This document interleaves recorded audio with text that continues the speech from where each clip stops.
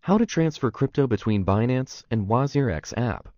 To start your crypto trading journey on Binance, you need to have crypto available on your Binance account.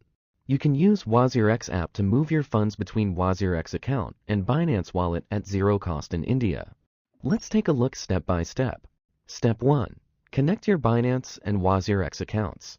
Before getting started, open or create your Binance account and make sure to complete the identity verification and two-factor authentication, also known as 2FA.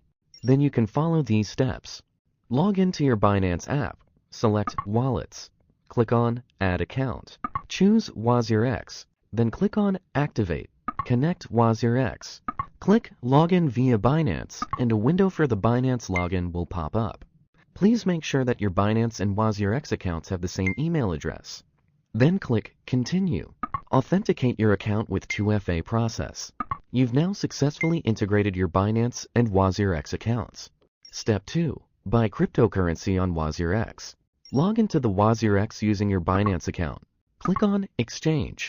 Select the crypto you want to buy. Let's try to buy BTC. Insert the amount of Indian rupees that you want to spend. Then click on Buy BTC.